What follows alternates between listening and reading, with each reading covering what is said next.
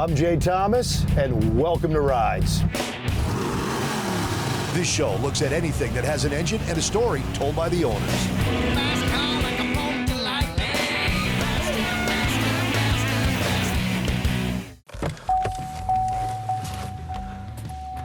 I'm Jay Thomas, and this is Rides. Today we are going to look at a stunning, full rotisserie restored 1978 Pontiac TA. Now, this car, this Trans Am, is kind of special for me too because it was a friend of mine.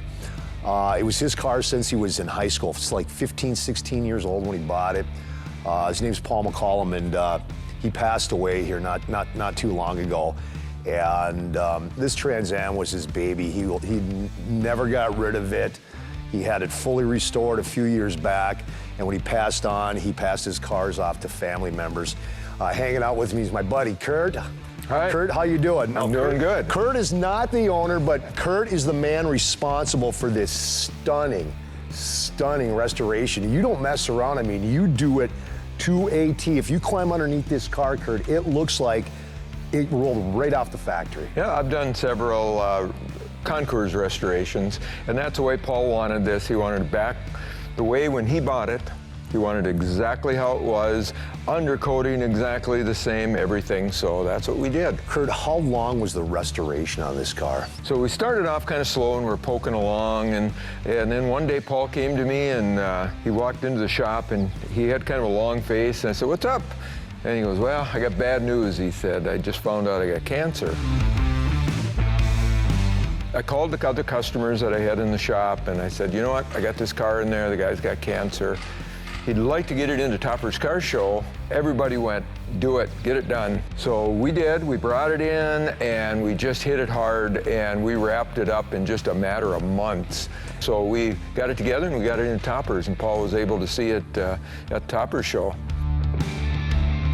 Tell us about the 78 Trans Am. Well, that was the last year of the 6.6. You know, it had still had the Pontiac motor. Yeah. We did find the build sheet of the car. This car had the build sheet behind the rear seat. So it is a numbers matching car. All the way through. All the way through. Those wheels are not factory wheels, correct, but Paul's nephew, the family has the original wheels. They have all the for it. original wheels. I was a high school shop teacher for 32 years, and Paul was one of my students. He worked at the local gas station, changed oil pump gas, did all light mechanic work and stuff all the way through high school. Paul, as a student, he wanted to race me all the time as a teacher. You know, I said, we can't do that. I think the teacher might get in a little bit of trouble. Hey, can we take a look at the engine? Sure. Oh, you're Paul's nephew. Yep. And you are now the owner of this car. Yep. It's a beautiful car, dude. It is a beautiful car. All right, tell us about the engine. Well, Ryan did it when Ryan was in college, and it's the original 400 Pontiac. Okay. And turbo 400 transmission. Paul wanted to keep as many things original, you know, the brake booster and stuff, that's all original, and the master cylinder and everything. I love finding the build sheet. Go exploring. Where did you find it? Under the seat? Back seat. Because there's a back seat, sometimes above the gas tank, sometimes under the dash. Yep. For folks that don't understand or know what build sheets are, it's what the guys on the factory floor, there's a sheet with codes on it and tells you, okay, this is what you're putting on, this is what you're deleting. And finding that build sheet, yeah, it's like finding gold, man. That's money in the bank, baby. Yep.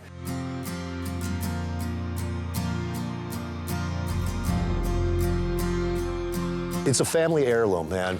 Great legacy to Paul. Yeah, it's a great legacy. And Paul was such a nice and generous man. I knew Paul for years. His generosity was just amazing. Yep. So Paul, this is an honor to you, buddy. All right, let's go. Let's take her for a cruise. Oh yeah, it does sound nice, man. Yeah. Wow. Yeah, Kurt and you guys all did a great job with this thing. You did the engine on it? Engine and transmission, yep. You got to be proud knowing that your uncle, this was in your uncle's hand since he was about 15, 16 years old, and he hung on to it. Yeah, just the family history this thing has along. Yeah. Well, and the stories that we couldn't tell on camera, they're fantastic, man. And they're Paul stories. Every single one's like, yeah, it sounds like Paul. And yeah, it's a shame we couldn't share them on the air, but some things are better left off the show. Yeah, that's for sure. Kurt, great job. Thank you for being on. You bet. Thank you. Thank you. Ryan, thanks for allowing us to come out and film your uncle's beautiful Trans Am. And I know you're going to enjoy it. And you're going to take good care of it. And it's a gorgeous car. Thanks again, guys, for being on. You're welcome. Rides.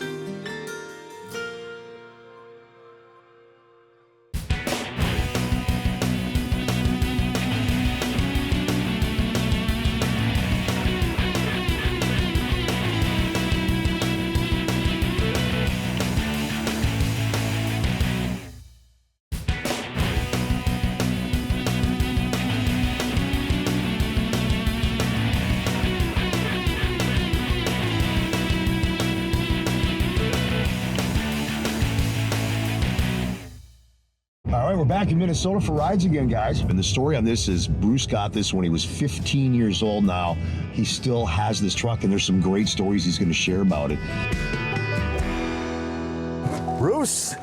Jay. How you doing, man? Doing well. Nice to meet you. Finally meet you. Know the name, never met you.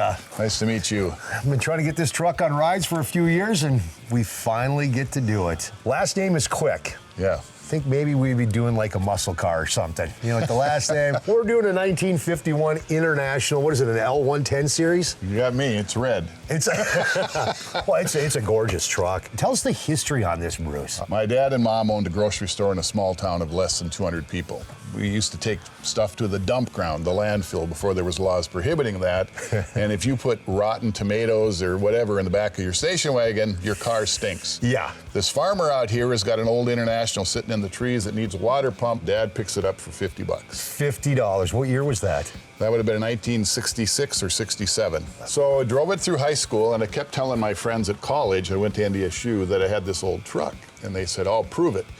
And I said, "Once you bring it down here, we can haul beer kegs around." The local mechanic that put the water pump in, he changes the oil, and it has that canister oil filter, and there's a gasket on the top. Yeah. He forgot to put the gasket back on. So we get in the truck, get about 40 miles from home, and it blows a rod. We call my dad, he grabs a friend of his, I tell him I think it's out of oil, and then they realize we don't have the gasket. And so Art, his friend, looks in the ditch, and there's a 12-pack cardboard container, and he makes a gasket out of his knife, and he puts the gasket in there, fills it with oil. But eventually the mechanic fixes the truck, no charge. They go back to Starkweather, our hometown. We hitchhike back to Fargo. How many times has this thing been repainted? I'd say 3 or 4. The first time was done by a retired highway patrol officer, and he did a fantastic job. And so he painted it twice over a period of 15 years. When I was in the state's attorney's office, I drove it every day, and then I was deputy attorney general. This was in the 80s, and I drove it to Bismarck, and I drove it every day because we only had one car. My wife drove that, and I drove this. And every time I drive it, I think of my dad. How's the interior on this? Well, Steenenberg did a really nice job. Wow. And we had Billy's Custom do that. Oh, okay. The seats are interesting because it was that Naugahyde with straw coming out. Yep. And it had a hole on the driver's side, so I always had a blanket I would sit on. My father-in-law one day borrowed my truck, said he had to haul something, and he takes it and he comes back with these seats. So he did this and paid for it just because. So the seats go back 30 years at least. Really? Mm-hmm. Can we take a look at the power plant in this? What side do you want to look at? Oh, has this got a split hood? Oh, yeah. So this is obviously not original. Daryl, my mechanic, did that. Original engine, right? Just had it rebuilt. That's right. When you threw a rod, how many times you throw a rod in this? Technically twice. Technically twice. First time we hitchhike, and then a second time. Do you have any paperwork on this thing? I do. You do? It was in the glove box when we bought it. So the original sticker is. You still have the original sticker? I didn't see any reason to throw it away. No. So it looks like it was bought in Grand Forks. It says International Harvester, and if you look closely, it says Grand Forks. Well, let's take this thing out, boys. All right, let's do it. Ah! Jeez, that is a comfy seat. Yeah, buddy, there it is. Not good mirrors on this. Yeah, I see one. God, you don't even have a rear view mirror on this thing. Geez, I wonder why the kids don't want to drive it.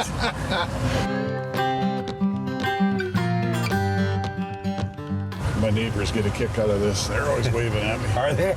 God, I love riding in these old trucks. Well, it has the smell, right?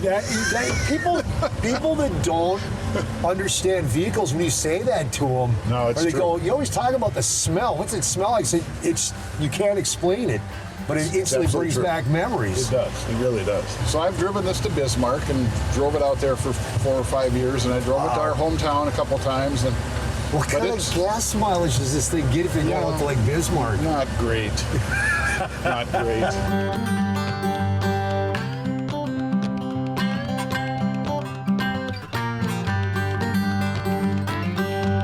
Buddy, this has been an absolute pleasure. Well, I enjoyed meeting you. Finally get you on rides, and it was worth the wait, man. I wish we would have done it sooner. Bruce, thank you for being on rides.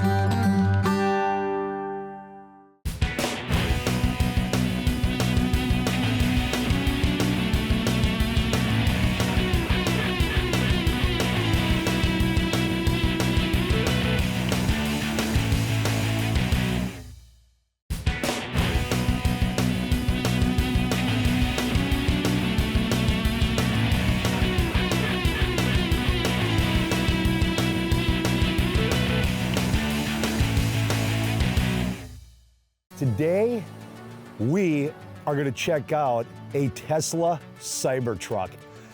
People love them, people hate them. I think they are really cool. There's a lot of misconceptions about electric vehicles. We're going to put some of those to rest today. We're going to explore a Cybertruck. Let's go find James. James, buddy. Thanks for showing up. Hey, man, wasn't too hard. You're only about 6-7 blocks from my house. Very cool. And I didn't even know this thing was in my neighborhood. There are so many misconceptions about electric vehicles. Let's go through some of those first. Can't have electric vehicles in the cold because you get no battery life. Well, no battery life is ridiculous. I've driven my Model 3 for 5 years in the winter. And no problem. No problem, because even if I leave without a full battery or it's -20 and maybe I can't quite make it for 5 minutes, I get 80 miles of range in 5 minutes? Yep. No kidding. And for about $3 or $4. That's another misconception. Okay, I'm gonna charge this up. I'm gonna be there for a half hour, 45 minutes. Not true. Not at all. Not even close. In 5 years of owning that Model 3, I think I've sat at the charger more than a half an hour once or twice ever. We did have to go a long way without another supercharger. Okay. And it was a very niche situation. If we lose internet, it's over. Yeah, not at all true. As true. long as your Bluetooth is working on your phone, that's your key. Otherwise, you got 2 credit card sized keys up to the pillar here. It unlocks the door, then you drop it in the center console, allows you to drive. Well, I think we hit the big ones. What are some of the features on this? Sure. Well, as you see right now, it's stanced up because it's got air suspension. It'll go all the way down to where the wheel wells are basically hitting the tires. That's called entry mode. Okay. 301 stainless. So it'll withstand up to a 9mm round. There's YouTube videos, you Wow. can look them up. What makes it the truck that people don't realize, it's got a full truck bed. Oh, look at that. 6 inches longer than a standard F-150 Oh, truck, look at yeah, truck it goes- bed. Okay. Extra storage down here. Cooler. Yep. It's got a plug in it? It does. It Drain does, plug. it does. Just throw a bunch of ice in there, you got yourself a cooler. Tonneau cover. Yep. Oh, you got Got a button here, just roll it down. Oh, look at that. You can stop it anywhere you want in case you got a big item in the back. That thing seems pretty strong. It's pretty strong. You see the footprints on there already. No. So if you're gonna lock this up, they're gonna have to bring power tools to get in here. Dude, that is one big windshield. The idea is better range when you have the windshield wiper up, less drag. Oh, sure, Same okay. reason there's no door handles. If it wasn't required, they wouldn't have mirrors probably. Where are the cameras on this? Sure thing. So the ones that you would use for turning are right here. Okay. This is for self-driving and Sentry. A few in the front top of the windshield here. This is for parking like in your garage or nosing up to another vehicle. There's one out the back of the tailgate which gets used as your rear view camera if you have the tonneau closed. Let's check out the interior, man. You bet.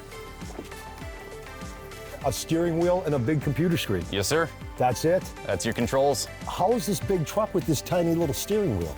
Yeah, so there's no physical linkage from the wheel to the front axle. It's all turned by computer. So that's a full turn. And the back tires are turning too? Yep.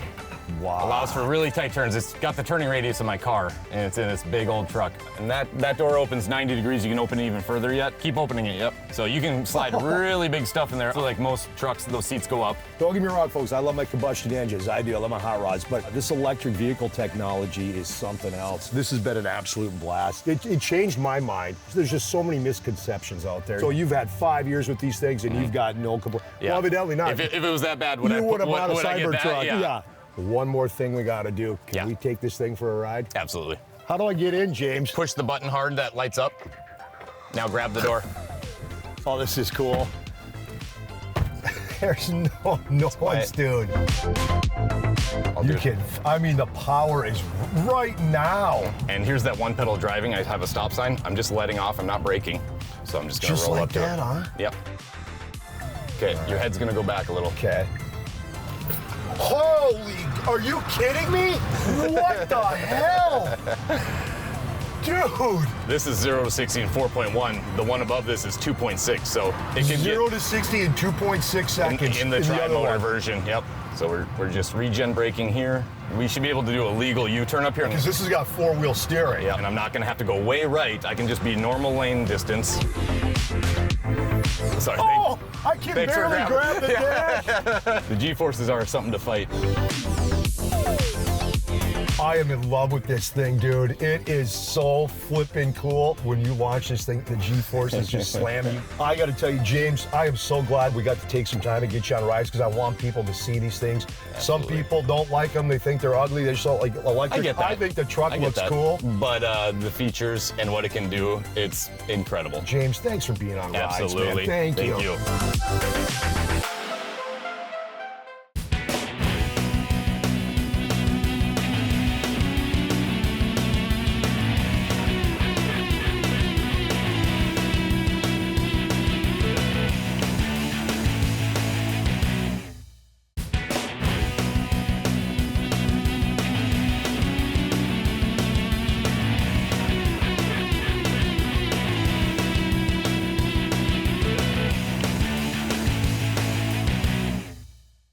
I'm Jake Thomas, and welcome back to Rides. Every week, we like to show you a really cool hangout, and this week's hangout, no exception.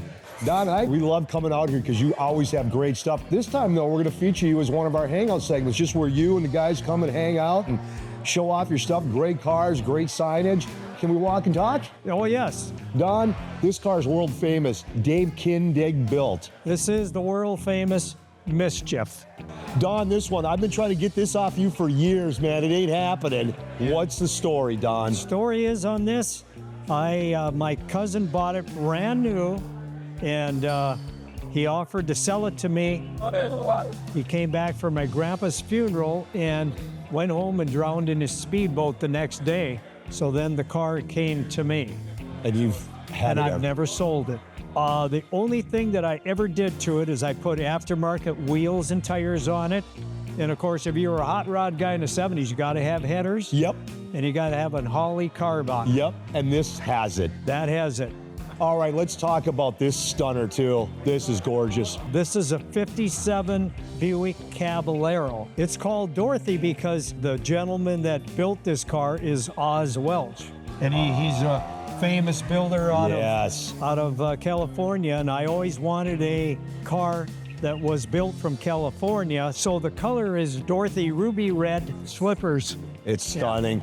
Let's take a look at the Nova. This Okay. one's got a name too. Novocaine. Novocaine. Another stunning car. What year? This is a 67. It's an LS7 in here. And a friend of mine from Sioux Falls, Larry, owned this car, and I ended up with the car once he knew that I had the car, because he didn't know I had it right away. So I call him on the phone, and I'm talking to him, and he goes, "What?" Then he realizes I have his car, and he didn't know it till then. So he calls me 2 days later, and he tells me the story about, well, you should be really careful with that car. He said, "This is what it did to me. I built the car, and I went out on the interstate, and he said I was running about 70 or 80, he said, and I nailed it. He said it went sideways on me. I didn't hit the ditch and didn't hit the car in the front of me." He said, "I took that car home and I never drove it for like a month." Scared the living daylights Out of him. him. So he just wanted to be aware that I didn't do that. How are you behind the wheel with it, Don? Very careful. There you go. The original motor to this truck is there, but Okay. this is a 56 GMC Suburban pickup, which is like a Cameo, Yeah. only ultra rare. GMC only built a few of them. What I have here is I acquired a 1960 Pontiac Super Duty. The intake is a 56 Pontiac NASCAR intake that is very rare. Yes. I had a friend of mine call me and say, I've got this intake. So I said, well, I want it. So I did run the numbers, and this is exactly what it is. So I ended up with one of my other motors had a couple of the right kind of carbs that would sit on a Pontiac Super Duty. So that's what I did there. This is a March Performance front piece. So I kind of conglomerated everything together to make it look this way. Now, is this an original Pontiac service sign? Actually had a sign company make that, and then we had the neon made for it, and there it is. But the patina on the side is original. Oh, fan of rides. So you got a rides neon there, and you got another rides neon there. It's a dual rides in here. There you go. I love it. Oh, you got some great memorabilia in here, great cars. Always love coming out to Dickinson and hanging out with you and the guys. We're having fun.